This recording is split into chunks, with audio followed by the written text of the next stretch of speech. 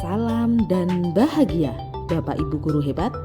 Perkenalkan, nama saya Wulandari, CGP Angkatan 11 dari Kabupaten Tulungagung. Kali ini saya akan melakukan diseminasi budaya positif pada modul 1.4 tentang menyelaraskan pemahaman konsep keyakinan kelas. Latar belakang saya memilih topik tersebut sebagai diseminasi saya pada modul 1.4 adalah sebagai berikut. Pertama, saya ingin melakukan penyebaran pemahaman budaya positif melalui keyakinan kelas kepada seluruh warga sekolah. Kedua, ternyata di sekolah saya masih terdapat miskonsepsi antara keyakinan kelas dengan peraturan kelas.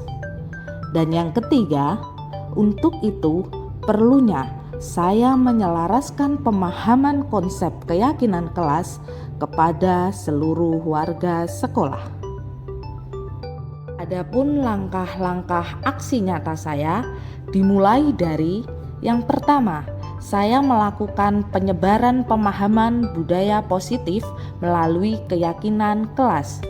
Kemudian, saya akan menyelaraskan pemahaman terkait miskonsepsi keyakinan kelas dengan peraturan kelas. Dan yang terakhir, saya akan melakukan praktik bersama membuat keyakinan kelas dan ditutup dengan refleksi. Bapak Ibu Guru Hebat, itulah alur yang telah saya rancang dalam diseminasi budaya positif pada modul 1.4. Selamat menyaksikan. Warahmatullahi wabarakatuh. Alhamdulillahirrahmanirrahim. Terima kasih hari ini Bapak dan Ibu sudah memberikan kesempatan saya untuk berbagi praktik baik dan menyempatkan waktu, melonggarkan waktu untuk kita bisa sharing, bisa berbagi praktik baik. Ngoten nggih? Nggih. Gak usah tegang-tegang, ini kita santai saja. Kok sepertinya ada yang tegang ya? Di situ sudah ada terpampang. Saya tidak perlu kenalan atau perlu kenalan ya. Nama saya Wulandari. Nah, cukup Wulandari atau biasa dipanggil Bunda. Saya CGP Angkatan 11 dari Kabupaten Tulungagung. Di sini nanti saya ingin berbagi praktik baik bersama Bapak Ibu terkait budaya positif tentang apa? Tentang penyelarasan pemahaman konsep keyakinan kelas. Nah, mungkin bukan hal yang asing bagi Bapak Ibu, keyakinan kelas tentu bukan asing, kesepakatan kelas juga bukan yang asing. Oke, untuk mengefektifkan waktu biar tidak tegang, ini ada sebuah soal. Nah, kita ice breaking dulu deh, tidak apa-apa. Nah, kira-kira monggo ada yang ingin membantu saya untuk membacakan, monggo Pak Tres. Lah, tidak kelihatan. Monggo. Atau Bu Ragil. Nanti punya pertanyaan. Monggo dibacakan. Pertanyaan nomor 1. Bagaimana caranya memasukkan seekor jerapah ke dalam kulkas? Ayo, kira-kira ada yang tahu? Ini kita ice breaking saja biar tidak tegang. Pertanyaan ini jerapahnya digiring ke kulkas. Benar, Bu Tati, jerapahnya digiring ke dalam kulkas. Ada yang lain? Enggak, harapannya disembelih. Jerapahnya disembelih. Baik. Dimasukkan. Lalu dimasukkan seperti itu. Pertanyaannya di situ bagaimana cara memasukkan seekor jerapah? Mari kita cek. Nah, jawabannya apa? Buka kulkas, kemudian masukkan jerapah, kemudian tutup kembali kulkasnya. Karena di situ pertanyaannya apa? Kan bagaimana cara memasukkan? Kan nggak diminta bisa atau enggak, kita kan nggak itu, nggak diminta seperti itu. Kita kadang terlalu berpikir kompleks, padahal pertanyaan itu begitu sederhana. Kan nah, tes ini menguji apakah Bapak Ibu di sini merespon hal yang sederhana dengan cara yang kompleks seperti itu. Lanjut pertanyaan kedua. Monggo Bu Erna Kusnul. Nah, dibaca dulu Bu Erna. Pertanyaan nomor 2. Bagaimana caranya memasukkan gajah ke kulkas? Nah, kalau pertanyaan yang pertama tadi bagaimana cara memasukkan jerapah ke kulkas? Pertanyaan nomor 2, bagaimana cara memasukkan gajah ke kulkas? Berarti ini pertanyaannya sama tuh. Coba enggak apa-apa, monggo Bu Erna ingin menjawab? Atau Bu Tati atau Bu Pus, monggo. Bagaimana? Enggak apa-apa. Bu Julia? Gajahnya digiring ke kulkas. Oke, sama kayak tadi deh. Gajahnya dimasukkan, bisa dengan atau cukup atau tidak seperti itu. Ada lagi jawaban yang lain? Saya Bu, Ya. gajahnya tadi kan digiring ke kulkas. Dia kulkasnya dibuka dulu, setelah dibuka jerapahnya dikeluarkan, gajahnya dimasukkan. Benar. Pertanyaannya Pak Jana, jawabannya Pak Jana. Caranya diapakan dulu kira-kira? Ya, dikeluarkan dulu jerapahnya. Tadi kan ada jerapahnya. Lupa ya? Baik loh. Dan Pak ada yang jawab kulkasnya beda, berarti bisa tak? Itu ya. Iya Bu. Iya kulkas itu dua pintu. Betul,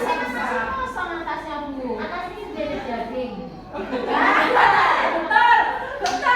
Nah, itu betul. Atasnya sudah menjadi riset kadang mengembun ya Bu ya. Nah, jadi yang benar buka kulkas, keluarkan jerapah, masukkan gajah, terus tutup kembali. Tes ini menguji kemampuan Anda untuk berpikir menyeluruh atau tindakan yang sudah Anda ambil. Lanjut. Santai saja deh, Bapak Ibu tidak perlu berpikir. Pertanyaan ketiga. Pertanyaan nomor 3. Raja Hutan The Lion King menjadi tuan rumah konferensi para binatang. Semua binatang tentunya hadir, tapi siapa yang gak hadir?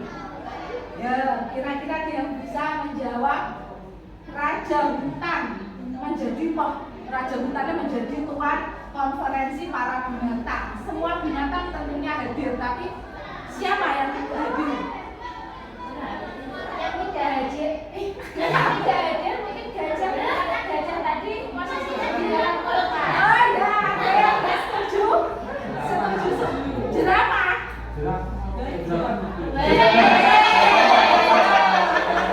Jerapah apa?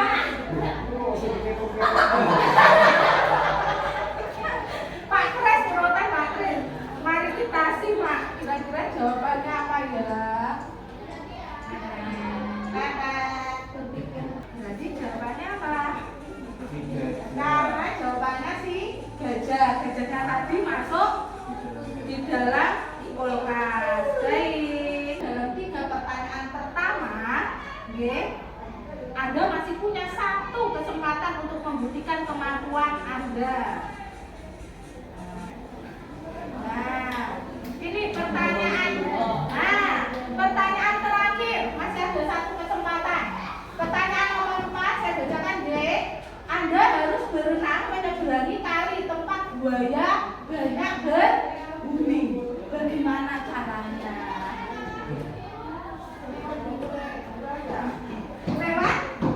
Lewat atasnya buaya. Ada lagi? Ada. Pas ada pertemuan tadi ketika semuanya diundang oleh Pak Sunyalayan. Oh, baik. Bagus. Ada lagi? Nggak ada? Buayanya nggak ada. Betul. Coba kita lihat. Kira-kira jawabannya apa ya? Ya langsung berenang saja. Ini loh, kan seluruh buaya sedang pergi ke konferensi seperti itu. Nah, menurut Bapak Ibu di sini, pelajaran apa yang bisa kita ambil terkait ice breaking ini tadi? Apa?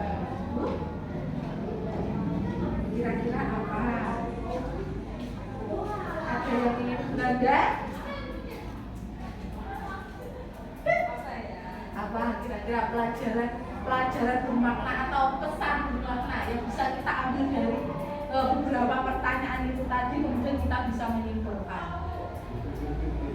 Berpikir kritis, oke. Terima kasih Pak Kris. Kemudian ada lagi, selain berpikir kritis, tadi di awal saya sudah menyentil, yaitu kita itu jangan selalu memandang sesuatu di depan kita itu terlihat besar, padahal kita belum pernah melampauinya, seperti itu. Menjadi seorang guru juga demikian Bapak Ibu. Banyak sekali kasus kita dengan 1000 lebih sore itu, tentu dia memiliki keunikan masing-masing, dan tugas kita memang niatkan dari awal kita menjadi guru yang betulan, bukan yang kebetulan, seperti itu. Guru itu panggilan dari hati. Insya Allah saya yakin panjenengan semua di sini tentu bisa memahami karakter masing-masing peserta didik. Oke.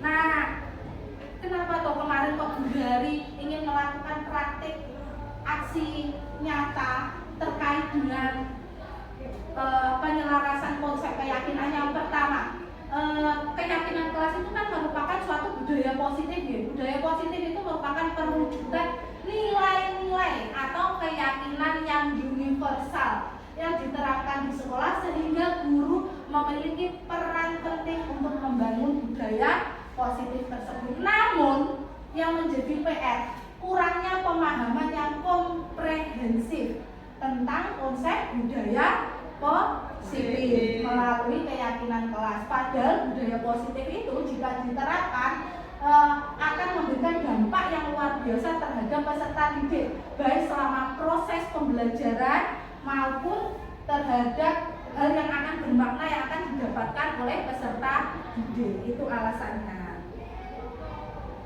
Nah, di sini saya tadi sudah menyinggung budaya positif itu pembiasaan yang bernilai positif dan di dalamnya mengandung sejumlah kegiatan. Di sekolah kita tidak berbicara yang banyak-banyak. Di sekolah kita sudah menerapkan beberapa budaya positif. Saya mengambil contohnya ada 3. Yang pertama yaitu pembiasaan 5S, ya, senyum, sapa, salam, sopan dan santun. Yang kedua, pembuatan keyakinan kelas. Biasanya dulu pernah kita praktik kesepakatan. Nah, yang ketiga yaitu peduli lingkungan, adanya taman tiap kelas. Kemarin sudah ada tiap kelas menanam sebuah taman, itu juga wujud budaya positif.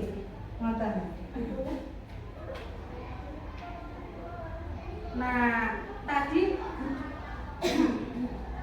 budaya positifnya tadi kan bisa melalui keyakinan kelas. Saat ini kita membahas keyakinan kelas. Monggo Bapak Ibu kita sama-sama belajar. Sebenarnya konsep apa sih keyakinan kelas?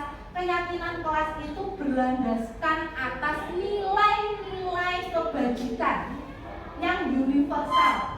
Jadi apa bedanya dengan kesepakatan? Kalau kesepakatan itu cenderung dengan aturan. Jadi di dalam pernyataannya itu berupa aturan. Tapi kalau keyakinan di situ mengandung ada nilai. Contoh di situ, jangan berlari di kelas atau koridor. Itu merupakan kesepakatan Bapak Ibu. Mungkin selama ini yang telah kita, kalau saya secara pribadi, saya masih ketika menyusun keyakinan itu seperti itu. Jangan berlari di kelas atau di koridor. Pernyataan yang saya sebutkan tadi itu masih merupakan kesepakatan. Meskipun di situ ada nilai. Nilainya apa? Nilai keselamatan. Nah, kalau di keyakinan kita fokus di poin nomor 2. Pernyataan keyakinan kelas itu senantiasa dibuat dalam bentuk positif. Jadi bukan bernilai negatif. Dari jangan berlari di kelas, kita mengubahnya menjadi apa? Berjalan di kelas atau koridor. Seperti itu. Misal tidak mengerjakan tugas terlambat. Nah, seperti itu. Kan kita kadang kalau membuat keyakinan itu tidak mengerjakan tugas terlambat. Seperti itu. Bisa diubah seperti apa? Misal komitmen mengerjakan tugas. Berarti di situ ada nilai apa yang terkandung kalau komitmen? Ada komitmen, ada tanggung jawab, seperti itu. Jadi kita menyelaraskan pemahaman. Ini saya tidak mengambil dari siapa-siapa. Saya refleksi pada diri saya sendiri. Monggo disimak ini video saya. Saya sudah menerapkan dua kali pembuatan keyakinan kelas.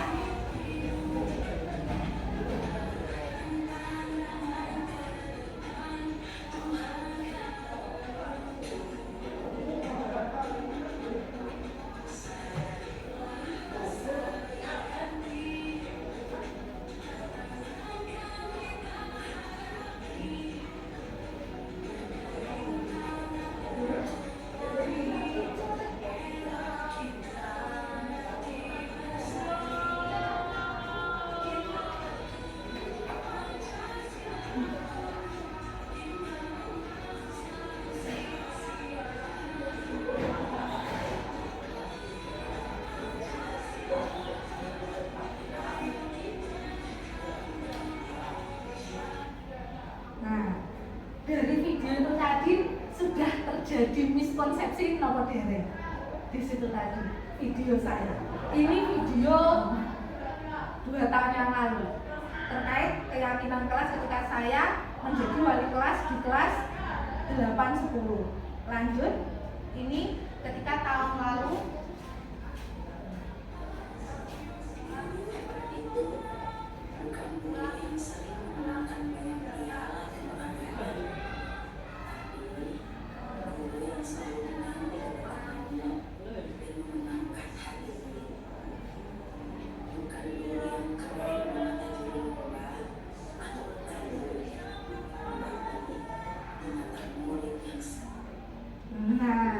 di sini mungkin Bapak Ibu secara sekilas tadi apa ya Bunda Ri tadi? Monggo. Nah, apa yang Bapak Ibu amati berdasarkan kedua video tersebut terkait keyakinan kelas? Jadi ada 2. Tadi keyakinan kelas 8-10, yang satunya keyakinan kelas 9-7. Di situ karyanya anak. Nah, saya rangkum saja nggih di sebelah kiri tadi. Tidak memanggil selain nama diri. Di kesepakatan, di keyakinan kelas di kelas 8-10 itu tadi saya mengamati, saya itu karena tulisannya kecil ya. Itu tadi ada pernyataan tidak memanggil selain nama diri. Itu apakah sudah sesuai? Sesuai dengan praktik baik yang telah tadi disampaikan, terjadi miskonsepsi antara keyakinan kelas dengan peraturan kelas. Itu juga saya ulangi lagi di tahun kemarin di kelas 97. Di situ mungkin ini sedikit terlihat. Di situ sudah ada deh apa tulisannya itu tadi? Dilarang tidak mengambil pulpen teman tanpa izin. Itu benar bermakna negatif deh. Terus yang kedua, dilarang menyebut selain nama diri. Yang ketiga, dilarang keluar kelas tanpa adanya izin dari. Nah, seperti itu. Ini kalau menurut keyakinan kelas kita terjadi miskonsepsi. Seharusnya benar, nggak ada yang salah. Atur ini tapi masih berupa aturan, belum mengandung keyakinan. Tapi sudah ada nilainya. Nilainya apa Bapak Ibu? Tidak memanggil selain nama diri. Berarti apa? Menghargai antar sesama. Tidak boleh mengambil pulpen teman tanpa izin. Berarti kejujuran. Dilarang keluar kelas tanpa adanya izin dari guru. Berarti disiplin atau komitmen. Seperti itu. Kira-kira dari sini apakah masih ngambang penjelasan saya di sini? Sudah jelas ya. Nah, di sini yang menjawab mengapa keyakinan kelas kok bukan peraturan kelas. Nah, di situ sudah ada jawabannya. Kalau peraturan kelas lebih bersifat aturan yang harus ditaati, sedangkan keyakinan kelas itu lebih bersifat personal dan mengandung nilai kebajikan. Seperti itu. Yang kedua, mengapa adanya keyakinan kelas penting untuk terbentuknya sebuah budaya positif? Kenapa? Karena di dalam keyakinan kelas tersebut, selain ada adanya nilai-nilai itu juga akan memberikan dampak terhadap suasana kelas. Tentunya kalau kita sudah meyakini itu tentu akan ada sifat saling menghormati, saling menghargai dan saling mendukung satu sama lain. Semua warga sekolah, bukan antara guru siswa saja, untuk semua warga sekolah seperti itu. Monggo ini tadi kan ada dua. Kalau ini mengandung nilai kebajikan, kemudian harus mengubah menjadi positif. Tidak memanggil selain nama diri, berarti bisa diganti dengan apa kalimat positifnya? Dengan nama panggilannya.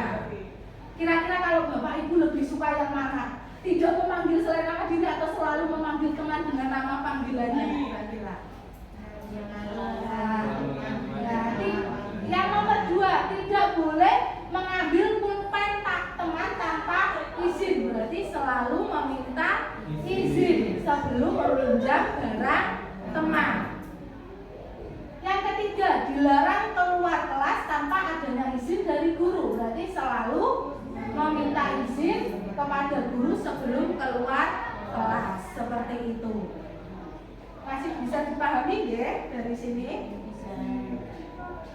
Nah, coba kira-kira dari tadi, kita kan tadi sudah menyimak video, kemudian sudah mengubah. Kira-kira menurut panjenengan di sini, urutan langkah-langkah untuk menetapkan keyakinan kelas, kira-kira yang pertama yang mana dulu? Kira-kira yang poin mana dulu? Yang nomor 1 kira-kira? Yang mana? Berdiskusi dulu atau mengubah aturan, meninjau, berdiskusi memunculkan, berdiskusi mengenai, atau menyarankan peraturan-peraturan. Yang pertama, saya tuliskan di sini ya. Yang pertama poinnya aja. Yang akan diatur apa? Mengenai peran sebuah kelas. Berdiskusi mengenai peran, berarti berdiskusi peran juga aja ya. Nanti kita cek jawabannya. Terus nomor 2, kira-kira urutannya. Kira-kira. Tadi saya sudah menggerakkan semua anak untuk menulis keyakinan-keyakinan impian mereka. Kira-kira apa?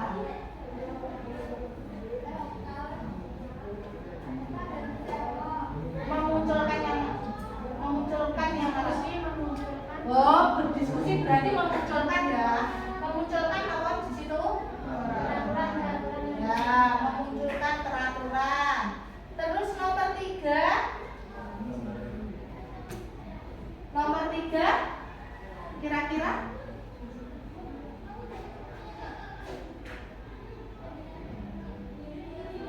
Kira-kira nomor 3 mengubah peraturan atau berdiskusi mengenai perilaku. Tidak apa-apa loh Bapak Ibu, salah ini loh gambaran.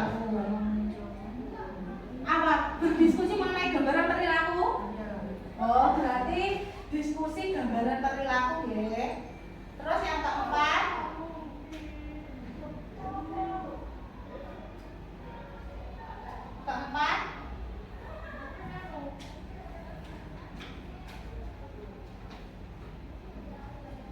yang keempat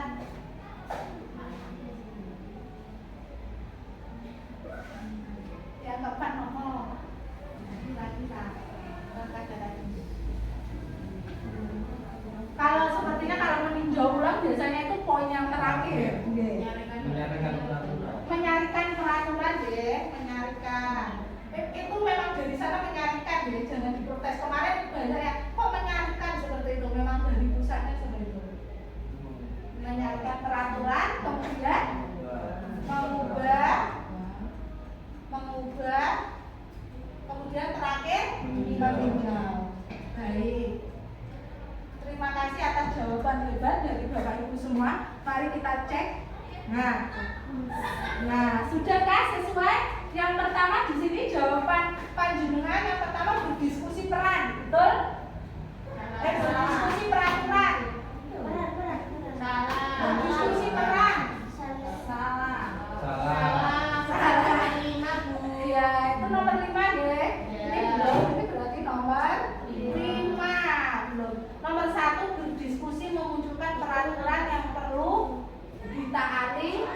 14 barak.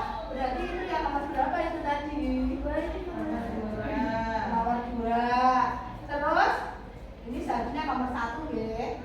Terus yang nomor 2 mengubah peraturan, kan itu diatasnya peraturan otomatis mengubah peraturan menjadi kalimat positif. Nah, berarti urutannya satu berarti urutan jenengan 2, 5,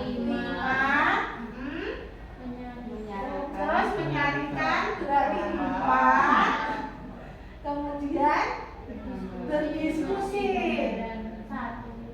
mengenai gambaran 3, kemudian berdiskusi mengenai perang 1, terakhir oke, tidak luar biasa gitu. Enggak apa-apa, ini kan kita untuk seperti itu kita kan jadi tahu pemahaman kita ternyata langkah-langkah selama ini. Saya selama 2 tahun kemarin berarti banyak salahnya berarti. Dari sini saya ingin berbagi praktik baik. Yang pertama jelas kita menggali peraturan-peraturan yang perlu ditaati. Ini biasanya bertolak dari visi misi sekolah. Biasanya integritas munculkan bla bla bla seperti itu. Terus mengubah peraturan menjadi kalimat positif yang sudah kita lakukan tadi. Kemudian menyatukan peraturan-peraturan menjadi nilai. Kalau tadi kita setelah ada aturannya kita mencari nilainya. Kemudian berdiskusi mengenai gambaran wujudnya apa ya.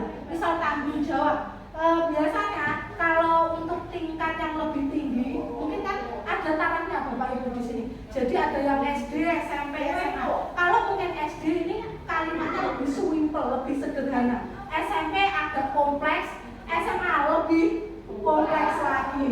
Nah, untuk itu kenapa di situ gambaran perilakunya itu juga mencerminkan keyakinan kelasnya yang kita buat nanti seperti itu. Lanjut kelima mengenai peran.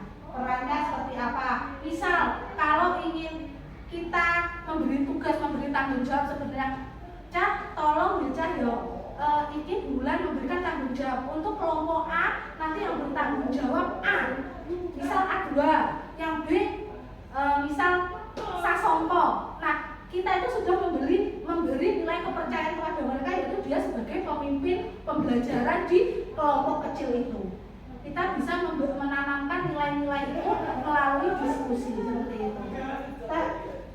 Kemudian langkah terakhir kita ibaratnya meninjau atau merevisi seperti itu. Nah, dari sini kita buat praktik keyakinan kelas. Monggo di sini kita ibaratkan ini kelas bahagia, kelas yang penuh ceria. Gurunya ya seperti ini.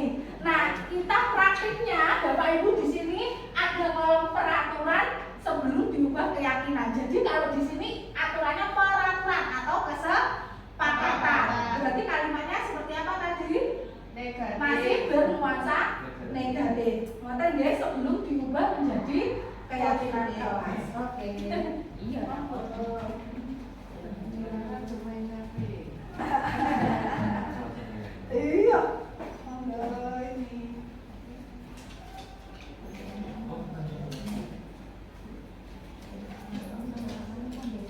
Oke.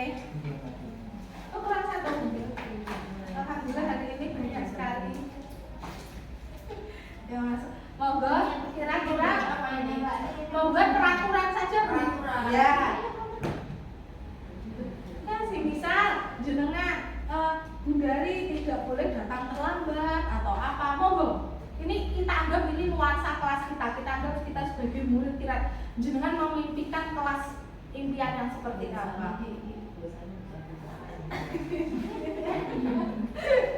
Nanti jangan kau bilang jam kosong, ngoten biasanya anak-anak biasanya seperti itu. Perbanyak jam kosong. Lah, ini kalau boleh bicara banyak, susah ini.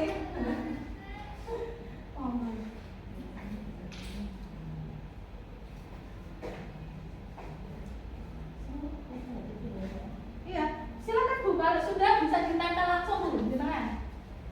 Enggak apa-apa. Tempel langsung di sini.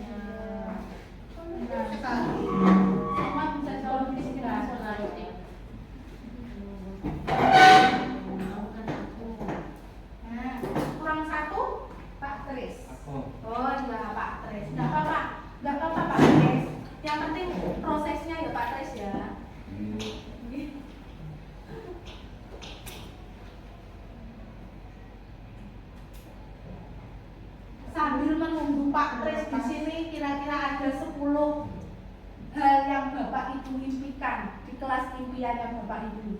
Yang pertama yaitu tidak menindas satu sama lain. Bahasanya tidak menindas loh ini, tidak menindas satu sama lain. Yang kedua, tidak boleh ramai dan berlari-larian di kelas. Yang ketiga, tidak boleh bermain HP.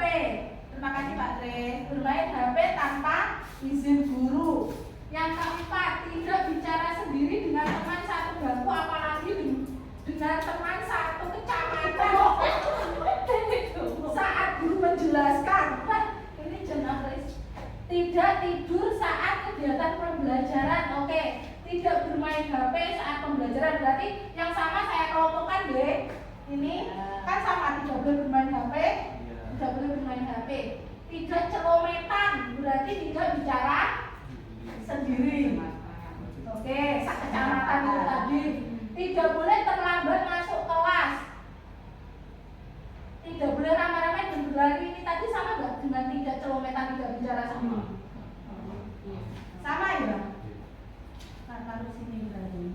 Nah, ini tidak boleh ramai. Kok banyak banget ya tidak boleh ramai? Berarti kita kurang lebih seperti itu ya.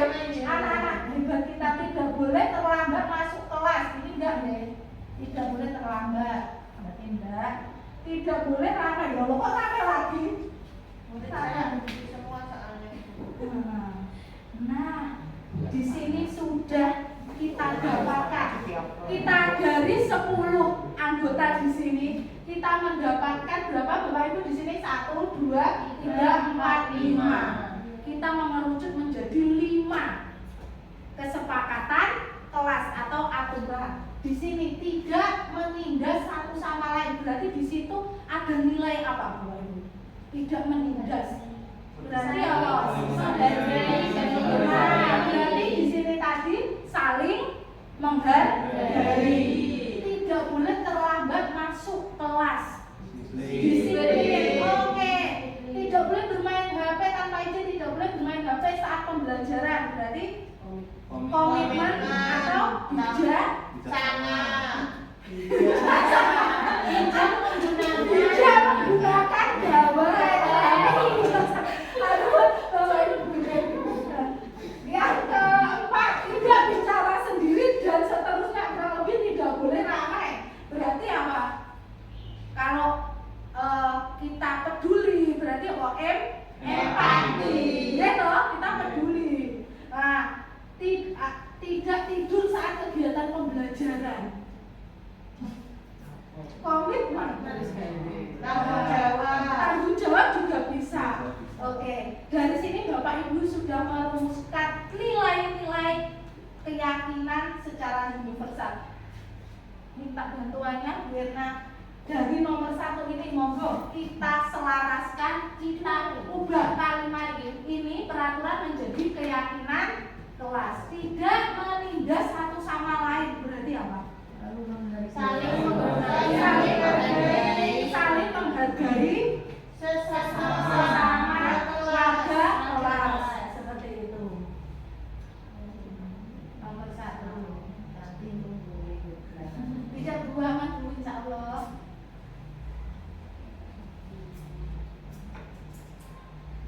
saling menghargai Sesama warga kelas.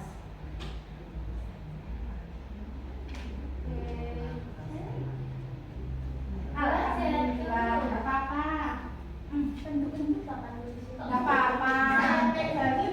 Tidak boleh terlambat masuk ke kelas. Berarti apa? disiplin. Bukan kalimat positifnya. Apa? Masuk kelas tepat waktu. Nah, seperti itu. Alhamdulillah kita tadi kok yuk pas 5 ya itu tadi. Bapak Ibu luar biasa, kita kodenya kuat itu tadi.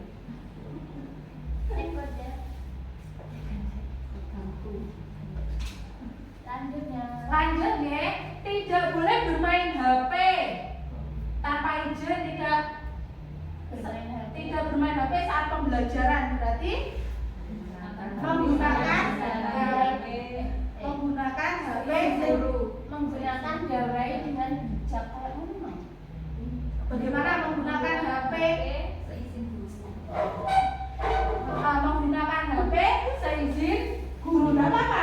Ya. Kan intinya kalimatnya kan nggak bernada negatif.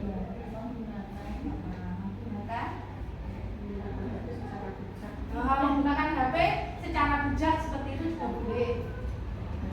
Bijak tak pro, biasanya kan anak-anak seperti itu sesuai izin guru. Nggak apa-apa.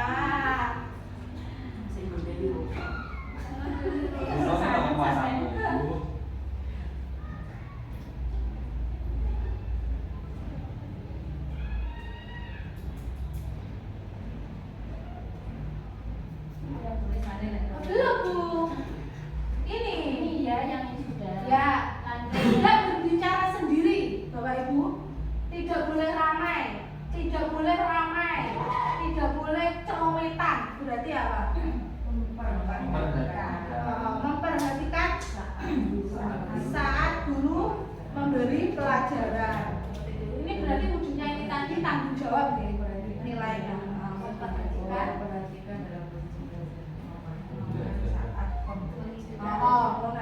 Memperhatikan mana yang boleh mengikuti juga boleh perhatikan atau mengikuti pembelajaran.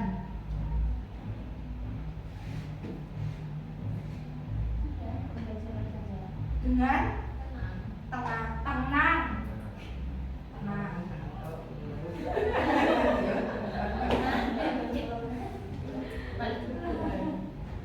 Dengan tenang. Oke? Yang terakhir, tidak tidur saat kegiatan pembelajaran.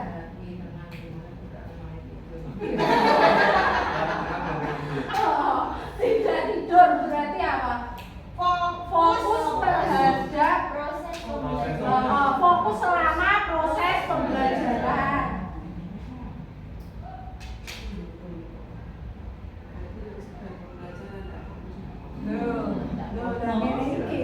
Ini sih kakek. Istirahat mungkin dulu. Oke, terima kasih. Monggo boleh nilainya. Nilainya saling menghargai. Ini tadi saling menghargai tadi nama Bapak Ibu nilainya lupa.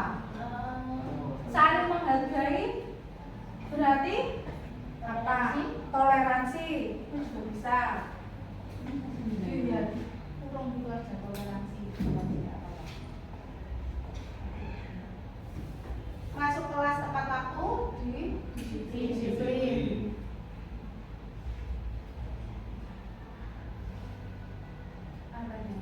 Misalnya bagus ya Bu Ernawati. Menggunakan HP secara bijak sesuai izin guru. Tadi apa? Komitmen. Baik, komitmen.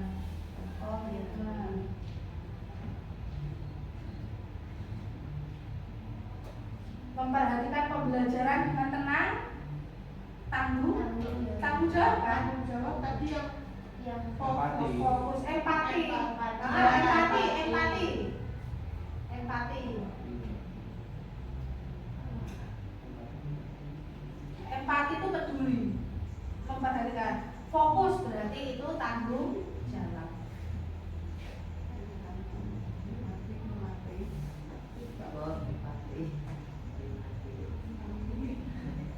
Baik. Oke, terima kasih Bunda. Alhamdulillah Bapak Ibu dari peraturan yang telah kita buat bersama-sama dari 10 mengerucut menjadi 5. Sekarang kita sudah merumuskan keyakinan kelas. Di sini sudah ada nilai-nilai kebijakan secara universal yang kita yakini bersama dan insya Allah kita terapkan. Semoga menjadi pembelajaran yang bermanfaat dan bermakna untuk kita semua. Yang pertama yaitu saling menghargai sesama warga kelas, toleransi, masuk kelas tepat waktu, disiplin, menggunakan HP secara bijak, komitmen, memperhatikan pembelajaran dengan tenang, empati, fokus selama pembelajaran, tanggung jawab. Alhamdulillah, terima kasih. Dari sini Bapak Ibu mungkin ada pertanyaan atau masih bingung terkait dengan konsep persepsi tentang keyakinan kelas, sudah tahu ya bedanya berarti peraturan kelas, keyakinan kelas, dan langkah-langkahnya. Kurang lebih seperti ini kita terapkan, nanti mungkin sambil muridnya membuat seperti ini ditempelkan atau menuliskan di papan seperti itu, lalu kita pandu membuat menjadi kalimat positif yang bernilai keyakinan kelas. Monggo refleksi ada dua. Yang pertama, pertanyaannya saya bacakan, sudahkah Bapak Ibu menerapkan keyakinan kelas? Tentu sudah ya. Bagaimana proses penerapan budaya positif di kelas Bapak Ibu? Apakah ada tantangan yang ditemui? Ada. Apa Bu Bos? Monggo Bu Bos, salah satunya Bu Bos. Salah satunya adalah ternyata kurang menepati apa yang disepakati. Ya, belum konsisten. Ya, betul. Itu memang menjadi PR. Untuk itu kenapa kok disebut budaya? Budaya itu berarti pembiasaan. Kita tidak boleh lengah menjadi guru, tidak ibaratnya apa ya? Tidak kesel-kesel ngomongi bocah, mengingatkan seperti itu. Itu juga cukup menarik Bu Bos. Kemarin tuh ada teman berbagi praktik baik. Dia itu menerapkan budaya positifnya simple banget. Jadi seperti ini, jangan keluar kelas sebelum saya keluar. Kebiasaan anak kita ketika jam terakhir, apalagi bel pulang PR, berdoa langsung pulang. Seperti itu. Itu kan budaya yang kurang positif. Nah, guru tersebut mengangkat masalah itu, biasakan sebelum saya mengakhiri. Misal saya duduk, mereka tuh juga duduk. Sebelum saya keluar, mereka tidak akan keluar. Justru hal itu diterapkan secara berproses, tidak 1 minggu, 2 minggu, bahkan 1 tahun lebih itu baru terasa memang prosesnya. Yang bahkan itu yang terjadi itu pada siswa sendiri yang mengingatkan temannya, menengok, gurunya ngalih ya loh. Sampai siswa sendiri yang mempunyai kesadaran, dia bilang menengok, itu berarti siswa itu sudah sadar, meyakini bahwa dia itu salah. Seperti itu. Kita memang memunculkan itu memang perlu proses, tidak ada yang instan. Oke, terima kasih. Mungkin ada yang lain dari tantangan Bapak Ibu di sini? Ada yang lain? Belum? Atau lanjut ke pertanyaan 2, apakah praktik baik ini sudah selaras dengan pemahaman Bapak Ibu tentang konsep keyakinan kelas? Sudah? Bagaimana perasaan Bapak Ibu setelah adanya forum diskusi ini? Oke. Semua kami itu mahal ya Pak Tris ya, bahagia. Kenapa Pak Tris? Saya jadi ingin mengulik. Bertambah ilmu. Oke, bahagia karena bertambah ilmu. Monggo. Menginspirasi. Monggo lainnya. Bu siapa? Bu Ernata belum berbicara tadi. Bisa membedakan antara peraturan kelas dan keyakinan. Oke, bisa membedakan. Bu Ayu tadi juga diem, saya belum. Lebih tahu kata yang pas dan cocok untuk dijadikan keyakinan kelas. Oke, terutama ada nilai-nilai kebajikan dan kita wajib menghargai sekecil apapun itu yang dilakukan oleh siswa-siswi kita. Seperti itu. Alhamdulillah ini di penghujung acara. Terima kasih Bapak Ibu atas partisipasi hebatnya. Mohon maaf apabila praktik baik saya ini masih banyak kurangnya. Semoga bermanfaat dan bermakna untuk panjenengan semua. Wabillahi taufiq wal hidayah. Wassalamualaikum warahmatullahi wabarakatuh. Waalaikumsalam.